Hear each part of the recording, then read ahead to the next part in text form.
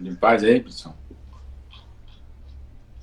100%. Bom dia, né? Para quem não me conhece, eu sou o João Paulo, tá bom? Tô no terceiro ano. Hoje a gente vai falar um pouquinho sobre uma abordagem mais prática, né, no diagnóstico das leukodistrofias com início na fase adulta, né? Obviamente, grande parte das leukodistrofias, né, tem início ali na infância, né? Mas algumas têm início na fase adulta e hoje é o enfoque dessa aula, tá? E aí o autor até trabalha com início ali acima, ele considerando fase adulta, acima de 16 anos, tá? Então, entender um pouquinho das leukodistrofias, nada mais são do que um grupo de desordens hereditárias, né, com perda ou destruição progressiva da mielina previamente gerada, né. As patologias são de origem metabólica, né, são as mais reportadas, né, embora hajam outras patologias, né, que não têm envolvimento direto com cadeia metabólica, tá, que já foram descritas recentemente.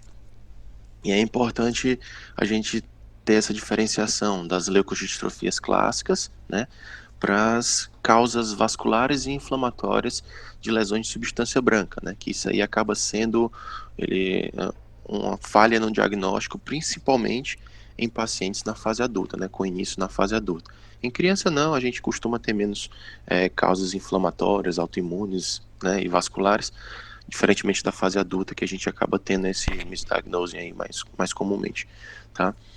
É importante saber, né, que as leukodistrofias de início adulto, elas têm uma rara incidência, né, com prevalência aí a 1 a cada 20 mil casos, tá bom? Um caso a cada 20 mil pessoas, tá? E as leukodistrofias, que classicamente iniciam na infância, elas podem ter apresentação bem diferente, né, ou até mesmo atenuadas na fase adulta, o que, como eu já comentei, vai dificultar muito esse diagnóstico, né, e essa abordagem diagnóstica desses pacientes, tá? Como eu disse, é a fase adulta que está sendo considerada em pacientes acima de 16 anos, né, para contar como critério aqui de inclusão, tá bom? O artigo, muito interessante, ele traz até um caso clínico para a gente ter noção de como é que um paciente desse vai se apresentar para o clínico, né? Obviamente faz muita diferença para a gente, tanto no raciocínio da patologia, né? Para ajudar a guiar o colega em algum diagnóstico mais acurado, ou pelo menos restringir as opções de diagnósticos diferenciais, né? Então, assim, ele traz um paciente de meia idade, que acabou tendo uma dificuldade progressiva na marcha e cognição nos últimos 2 anos. Previamente a isso, 2 anos antes, ele puxava, né, da perna direita, né, e teve vários episódios de quedas, e tinha um relato de fraqueza em mão, com lentificação do raciocínio, né, dificuldade de formação de palavras, tá? De história patológica pregressa, era um paciente que perdeu a mãe aos 65 anos, com uma história de déficit cognitivo e alteração da marcha durante 5 anos, os últimos 5 anos de sua vida, tá? E na ressonância desse paciente foi visto alteração extensa da substância branca, né, com predomínio frontal e afilamento do corpo caloso, tá? E aqui são as imagens desse paciente em questão, né, no caso clínico, mostrando aí esses cortes axial T2 nas imagens em A e B e um coronal T1, mostrando um hipersinal relativamente simétrico, né, com predomínio aí na região periventricular frontal, de substância branca nas sequências ponderadas em T2, e essa perda de volume, né, principalmente aí do corpo caloso, que se apresenta de forma mais afilada, né, é só achar aqui, ó, se apresenta de forma mais afilada aqui em questão, tá bom? E também notar essa dilatação ex vácuo aí dos ventrículos laterais secundária à atrofia, tá? Em termos de diagnósticos diferenciais e investigação inicial, né? Como os sintomas eles costumam ser bem diversos, né? E há um extenso envolvimento da substância branca, diversas patologias, até mesmo adquiridas, né, devem ser excluídas antes de se cogitar qualquer leucodistrofia, né? E dentre as causas não hereditárias, né, a gente tem causas inflamatórias, autoimunes, infecciosas, neoplásicas, metabólicas, até mesmo uso de drogas e intoxicações, né?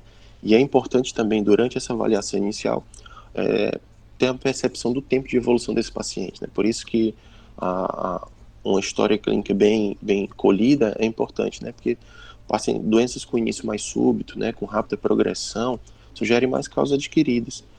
Ainda que, por exemplo, uma adrenoleucodistrofia cerebral possa apresentar de forma mais abrupta, né? Então, assim, de forma mais aguda, diferentemente de outras leucodistrofias que têm um curso mais insidioso, tá bom?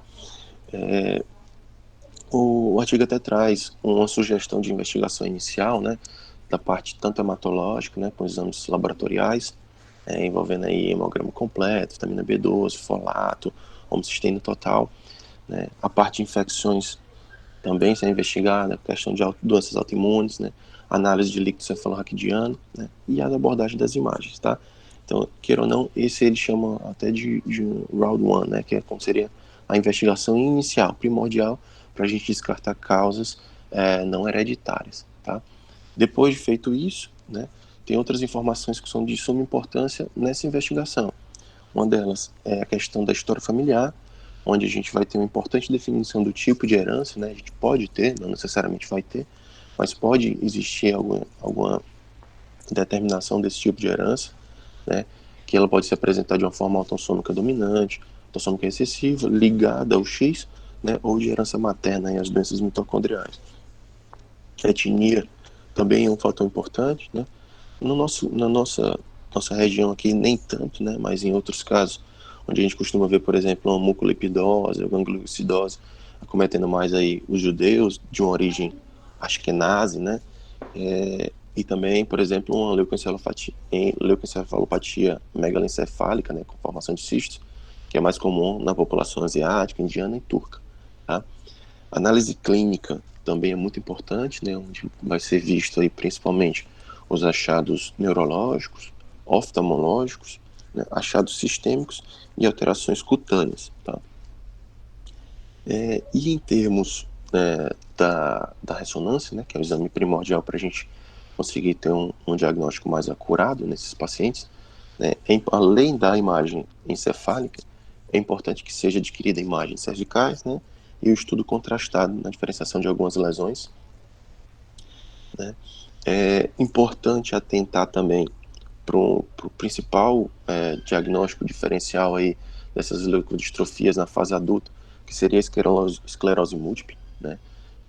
Teve até um consenso recente que o autor até traz sobre a sociedade europeia acabou criando alguns red flags para ajudar nessa diferenciação, né, onde você fica menos tendencioso a pensar na esclerose múltipla quando a gente tem grandes lesões com efeito de massa, realce anelar, né, lesões simétricas fazem com que você pense menos na esclerose múltipla, né, enquanto os achados na esclerose múltipla, elas costumam ser um envolvimento preferencial das fibras de associação, corpo caloso, lobo temporal, tronco e cerebelo, né, não necessariamente simétricos, tá?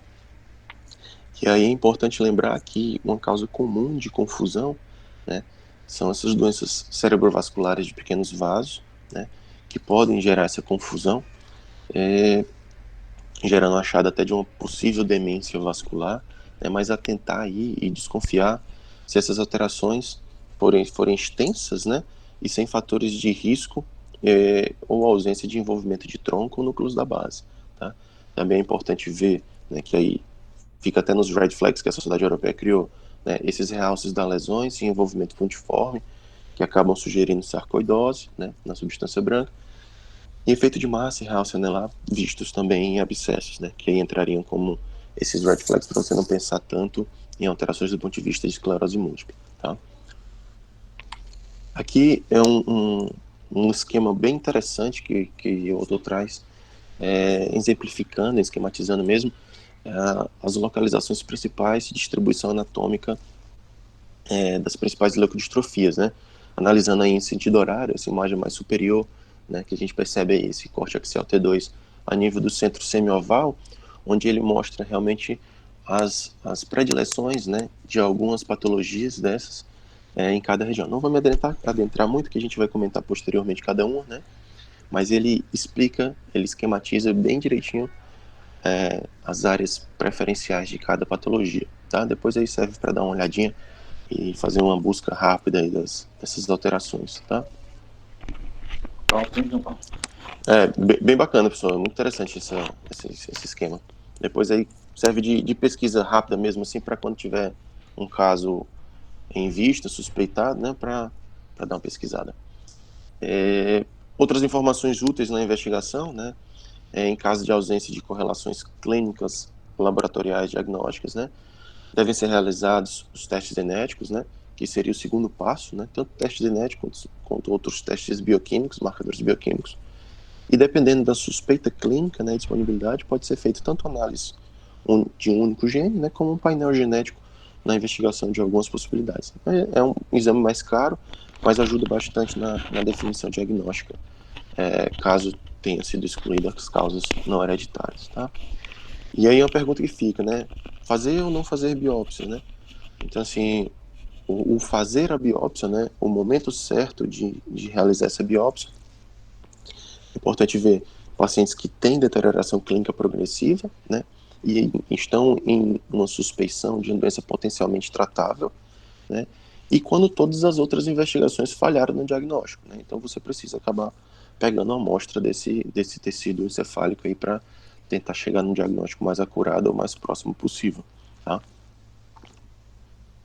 Aqui é só um algoritmo da investigação, né? Onde a gente percebeu, teve uma clínica, foi feita uma ressonância que mostrou alteração de substância branca, é solicitado um laboratório, né, específico para excluir condições adquiridas, considerar as leucodistrofias em caso de ausência de alterações sugestivas de condições adquiridas, né, avaliar todo esse contexto, etnia, história familiar, apresentação clínica e padrão da ressonância, testes genéticos e bioquímicos e considerar a biópsia na ausência de diagnóstico, tá bom?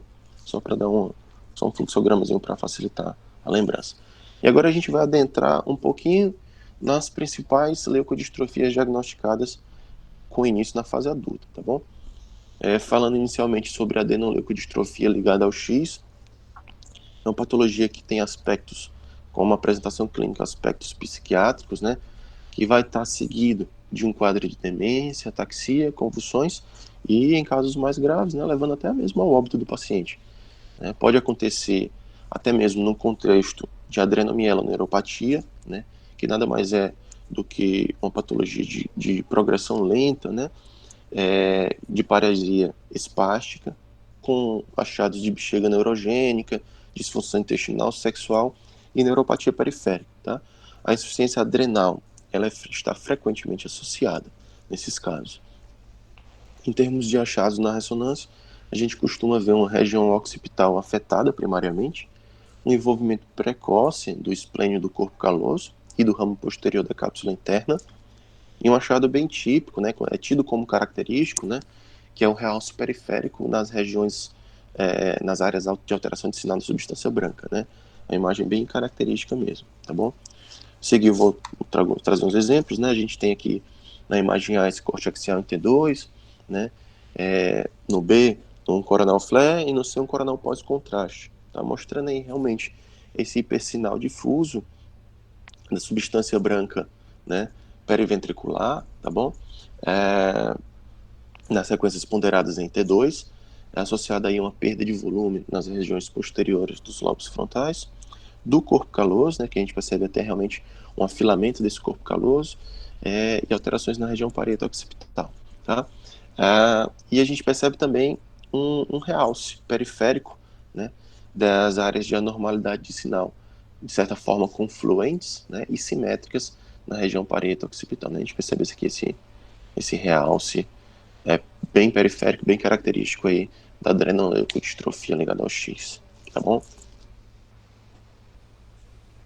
Em relação a outra patologia bem comum, né, que seria comum assim, né, uma das devidas proporções, né, seria a arteriopatia cerebral autossômica dominante, com infartos subcorticais e leucoencefalopatia, que é o famoso CADASIL, né, que costuma ter apresentação clínica típica com enxaqueca, na idade média aos 30 anos, né, eventos isquêmicos, com início aos 40 anos, mas mais para a fase final dos 40 anos, né, e o avanço da doença microvascular acaba gerando sintomas psiquiátricos, cognitivos e episódios convulsivos, tá? Nos achados de imagem, né, na ressonância, costumam-se ver lesões nodulares na substância branca, nas áreas periventriculares e no centro semioval. e posteriormente tornam-se difusas, simétricas, envolvendo a cápsula externa e caracteristicamente estendendo-se para os lobos temporais anteriores, tá bom? Aqui a gente tem um exemplo. Nos cortes daí a gente tem cortes axiais T2, no F1 coronal flare, mostrando uma hiperintensidade difusa, uma hiperintensidade sinal, né, difusa na substância branca, né, que a gente pode perceber, bilateral, de certa forma simétrica, né, estendendo-se através das cápsulas externas, né, e polos temporais, com múltiplos infartos subcorticais, né, maduros, né, e cortical parietal superior esquerdo, como a gente pode perceber aqui nessa imagem, tá? Um aspecto bem mais característico dessa patologia, tá? Outra patologia que a gente vai comentar é a doença de Crab, né? Então, assim, a gente tem uma apresentação tipicamente com disfunção de trato piramidal e paraparesia espástica, podendo desenvolver declínio cognitivo, convulsões e uma cegueira cortical. 20% desses pacientes eles vão apresentar eletrofisiologia de nervo periférico anormal. Os achados da ressonância incluem, né, alterações da substância branca predominantemente posterior, com preservação das fibras de associação. Existe o envolvimento do esplênio, do corpo caloso, e alterações hiperintensas em T2 são vistas ao longo dos tratos córtico-espinais, né, e do ramo posterior da cápsula interna, além dos tratos piramidais no tronco cefálico. Tá? Então aqui a gente pode perceber na imagem G um corte axial T2, né, mostrando aí, e na imagem HI um coronal flare, mostrando essa hiperintensidade na substância branca periventricular, tanto em região posterior, né, e da substância branca profunda, tá bom? Então aqui a gente tem o acometimento posterior da substância branca profunda, tá? Envolvendo aí os tratos córtico-espinais e o esplênio do corpo caloso, tá bom? Outra patologia, também comumente vista, xantomatose cerebrotendínea, que vai apresentar de forma mais característica, né, com catarata na adolescência. Na fase adulta, costuma se apresentar com paraparesia espástica, sinais, sintomas, né, do trato piramidal, ataxia cerebelar, sintomas bulbares e neuropatia periférica, né? Esses pacientes podem desenvolver uma demência progressiva e sintomas psiquiátricos, né? E é importante que esses pacientes sejam examinados para envolvimento de outros órgãos, né? Por exemplo, incluindo aí um xantoma de tendão, né, que geralmente tem envolvimento do tendão de Aquiles, osteoporose, envolvimento respiratório, endócrino e até mesmo hepático, tá? Nos achados, a ressonância é observada aí uma atrofia supratentorial inespecífica, né, com alteração de substância branca profunda e periventricular. A gente percebe aí que as fibras de associação, nesse caso, as fibras de associação e o corpo caloso costumam ser poupados, e a imagem clássica é de um hipersinal de substância branca cerebelar e hipossinal no núcleo denteado, né, nas imagens ponderadas em T2. Então aqui a gente tem uma exemplificação nesse corte axial aqui a nível da fossa posterior, mostrando aí uma hipointensidade de sinal na substância branca, envolvendo os núcleos dentados, né? Substância branca envolvendo aqui os núcleos dentados e uma hiperintensidade circundante, né? Observa-se também uma perda de volume difuso do cerebelo, Denteados, Paulão. denteados, né? Denteados. Desproporcional, né, em comparação aos polos temporais visíveis, tá bom?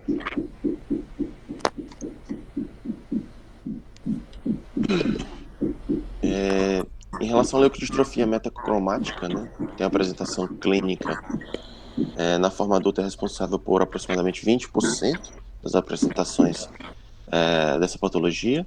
Os sintomas iniciais são psiquiátricos, né, seguidos de paraparesia espástica e ataxia cerebelar. Existe o declínio cognitivo, né, intelectual progressivo, tá? Nos achados na ressonância, a gente costuma perceber uma alteração difusa da substância branca, costuma ser confluente e simétrica, com predomínio frontal, periventricular frontal. Tá? E as fibras de associação, nesse caso, são normalmente poupadas. O corpo caloso costuma ser envolvido precocemente. Tá? Os outros achados que a gente costuma observar são atrofia óptica, distonia, né? Um certo grau de neuropatia periférica E na ressonância a gente costuma ver um certo padrão tigroide na substância branca afetada. Tá? Aqui a gente pode perceber aqui um corte axial a nível do centro semioval, demonstrando essa hiperintensidade de sinal de substância branca, simétrica e generalizada, poupando aí as fibras de associação, né, subcorticais, tá bom? E esse padrão, de certa forma, tigrado, rajado aqui, né, na substância branca profunda, tá bom? Em termos dos distúrbios mitocondriais, pode ocorrer em qualquer fase da vida, e muitos desses distúrbios têm traços característicos, tá? Embora o DNA mitocondrial seja herdado por um padrão materno, pode não haver nenhuma história familiar, tá? Isso se deve muito por conta de novas mutações que podem surgir, ou até mesmo por conta de heteroplasmia, né? Então, que nada mais é do que aquela variação das mitocôndrias no mesmo organismo, podendo resultar em uma proporção maior de DNA mitocondrial mutante em um indivíduo comparado com a mãe, por exemplo, ou outros descendentes da mãe, né? Ou irmãos no caso, tá? Que podem se manifestar a doença de forma mais cedo, né? Ou mais tardiamente, com fenótipos diferentes. Tá? Então, assim, a interpretação do padrão de herança é dificultada ainda mais por distúrbios que resultam em mutações do DNA nuclear. Tá? Então, de forma geral, os achados na ressonância costumam apresentar-se com pequenas lesões, semelhantes a cistos na substância branca anormal. O envolvimento da substância branca costuma ser tanto cerebral quanto cerebelar. Né? E há uma combinação de alterações da substância branca e lesões bilaterais nos gânglios da base. Tá bom? Aqui eu trouxe dois exemplos, né, que são algumas patologias, né, alguns distúrbios mitocondriais. Eu trouxe dois exemplos na imagem A e B, né, nessas imagens, nesses cortes axiais ponderados em T2, né, representando aí a síndrome de Kearns-Sayre, né, que mostram aí esse hipersinal na substância branca subcortical, tá bom, que a gente pode perceber, com associação, né, com envolvimento das fibras de associação, esplênio do corpo caloso, tá? A gente percebe o tálamo envolvido, e os gânglios da base, certo grau de envolvimento aqui dos gânglios da base, tá? Mostrando aí um padrão de acometimento mais sugestivo de doença mitocondrial nesse caso, tá? E na imagem C a gente tem aqui esse axial flare mostrando, representando, né, uma patologia chamada de encefalopatia mitocondrial, acidose lática e episódios semelhantes a AVC, né, stroke-like episodes, que aí mostra esse envolvimento, né, esse certo grau de edema e hiperintensidade irregular da matéria da substância cortical, né, e subcortical nas regiões occipital, né, do mesencéfalo, mesencefálica à direita, tá bom? E temporal lateral esquerda, durante um episódio agudo semelhante a um AVC, tá, que esse paciente teve. Outra patologia comumente encontrada se trata da leucoencefalopatia difusa hereditária com esferoides, né, que na fase inicial apresenta mudança de personalidade, comprometimento cognitivo, e tardiamente esse paciente vai se apresentar com espasticidade, problemas de marcha, ataxia e incontinência urinária. Tá? Nos achados da ressonância podem ser vistos hiperintensidade simétrica de sinal da substância branca em T2, sem realce, aumento de contraste, tá? Um predomínio frontal, envolvendo também os giros pré e pós-central, estendendo-se das regiões periventricular e profunda aos tecidos subcorticais. Pode haver também atrofia associada nas regiões de hiperintensidade de sinal, anormal no corpo caloso, com ou sem atrofia do corpo caloso. Tá? Aqui é um exemplo, né, mostrando aqui, primeira imagem, um axial T2, segunda, a imagem central do meio, uma difusão, né, um corte axial, e a terceira imagem, um coronal flare, né, mostrando aí áreas confluentes de hiperintensidades da substância branca periventricular. Tá? Paulo, Oi, professor. essa restrição à difusão é um marco dessa doença, né? Isso. Na região frontal, lateralmente. Essa doença também é conhecida como leucocefalopatia com glia pigmentada e esferoides, certo? Certo. É o relacionado ao gene CSF1. Isso. Realmente ele descreve como bem característica essa restrição de fusão mesmo. E aí a gente percebe também esses sinais de alargamento, né, ventricular, secundários à atrofia, tá bom? As doenças de corpos de poliglucosano do adulto, tá? Apresentação clínica com quadro misto de paraparesia espástica, né, com sinais de envolvimento de neurônio motor inferior e disfunção da bexiga. Pode ter comprometimento cognitivo, ataxia e sinais extrapiramidais. Os achados na ressonância costumam ser alteração difusa de substância branca periventricular, com predomínio dos lobos occipital e temporal, mesencéfalo e cerebelo. Tardiamente pode ocorrer afilamento corpo caloso, e nesse caso costuma haver atrofia difusa cerebral, cerebelar e da medula espinhal. A imagem mostrando os cortes em flare, né, as duas primeiras um axial e a terceira um sagital, demonstrando hiperintensidade difusa, né, de sinal de substância branca periventricular, né, calosa, tá bom? A gente pode perceber. E com perda de volume, tá? A perda de volume também da medula espinhal, que a gente pode perceber aqui, tá? Uma certa perda, um certo grau de perda de volume da medula espinhal e cerebelar semelhante, tá? Que são achados mais característicos dessa patologia, tá? Falando um pouquinho sobre a doença de substância branca evanescente, né, o Vanished White Matter, que a gente costuma ter uma apresentação clínica com espasticidade, né, sinais cerebelares, né, de alterações cerebelares, convulsões e demência. Né. Um terço desses pacientes vão apresentar sintomas psiquiátricos e o sexo feminino também pode apresentar insuficiência ovariana primária ou secundária. Tá. Nos achados na ressonância, costuma-se ver hiperintensidade de sinal difuso na substância branca, nas imagens ponderadas em T2, hipointensidade com alterações císticas associadas nas sequências em flare, com atrofia do corpo caloso, né, com hiperintensidades no T2 e no flare, atrofia dos hemisférios cerebelares, né, com ou sem alterações de substância branca, e no estágio final, né, a substância branca hemisférica cerebral pode ter praticamente desaparecido, né, restando uma lacuna pequena, né, entre a parede ventricular e o córtex. Tá?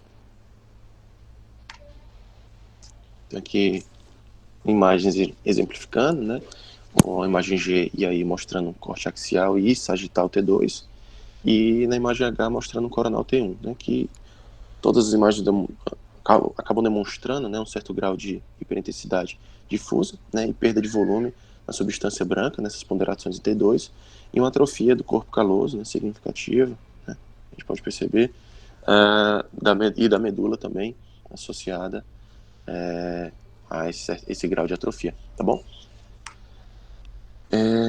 Então, assim, de um modo geral, as leucodistrofias de início na fase adulta, né, representam uma área altamente complexa da neurologia do adulto, agravada ainda mais por sua raridade, com prevalência total aí de cerca de 300 casos para cada milhão.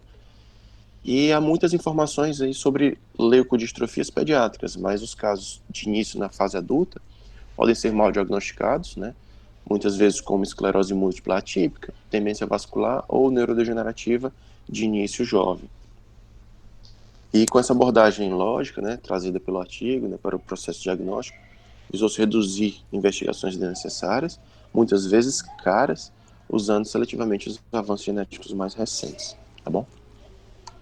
Era isso que eu tinha para trazer para vocês. Muito bom, João Paulo.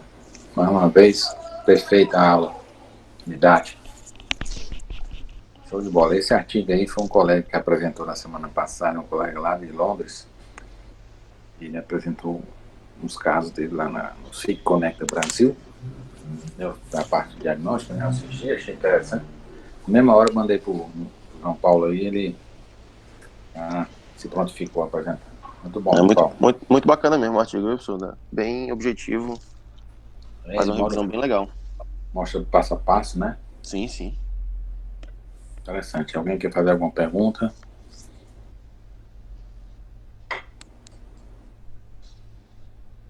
É muito prazeroso você separar um artigo que a gente vê que ele contribui no nosso dia a dia, né? Eu fico feliz aí. Com Espero certeza. que todos tenham gostado, né? Bom, Jordano, obrigado aí, viu? Tranquilo, professor. Prazer. Depois tu me manda a gravação, Tá tá certo. certo? João Paulo, parabéns. Se não tiver nenhuma pergunta, próxima semana tem a aula da Aniele.